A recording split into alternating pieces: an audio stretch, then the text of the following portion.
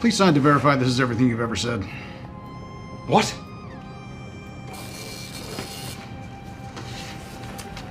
Sign this too.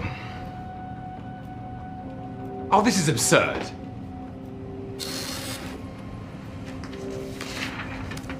And this.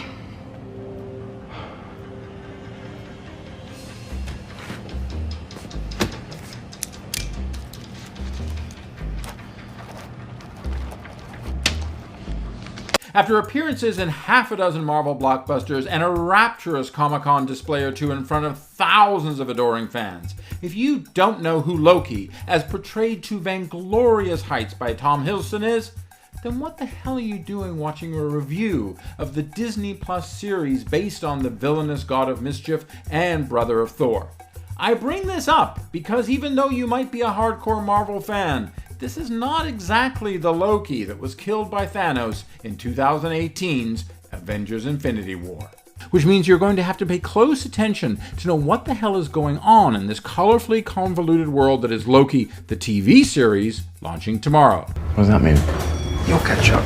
However, unsurprising prohibitive spoiler restrictions aside, posed on those of us who have actually seen the first two almost hour-long episodes of the Michael Waldron-penned and Kate Herron-helmed show, if you want to know what the often extremely funny and apocalyptic Loki the TV series, which co-stars Owen Wilson as the keener Agent Mobius of the Time Variance Authority, is really like, let me put it this way.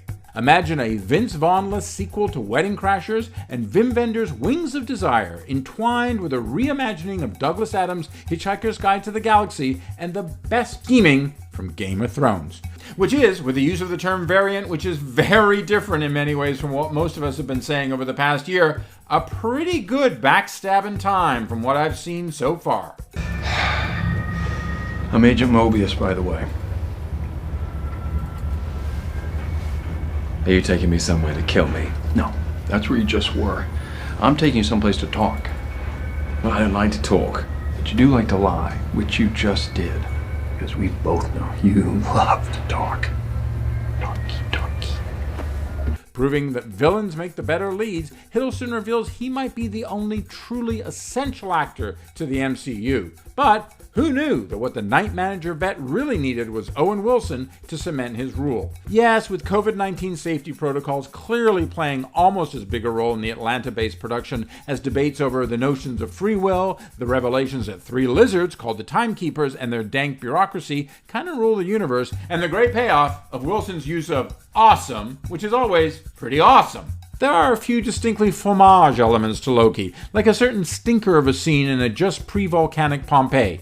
But those less than magical moments get soon forgotten in clearly MCU-leaning forward performances by Gugu Mbatha and Lovecraft Country's Wume Musaku as Ravonna Renslayer from the comics, and the newly created TVA Hunter B-15 in a cosmic caper of broken timelines that seems to scamper along the light fandango. Then add the very theatrical and sparse realities of this past plague year production, and often having just 2 or 3 actors on screen at the same time, and time and space is bending with a fair degree of unexpected stakes, emotionally and otherwise. Now, coming off other Disney Plus series like the ambitious WandaVision and the poignant The Falcon and the Winter Soldier from the Kevin Feige-led Marvel, and as we head into a year of big-screen Marvel drops from next month's long-delayed Black Widow all the way to next summer's Black Panther Wakanda Forever sequel, the Kasra Fahani production design and cinematographer Autumn Durald shot Loki is a superhero show for people who find superhero shows boring and pompous,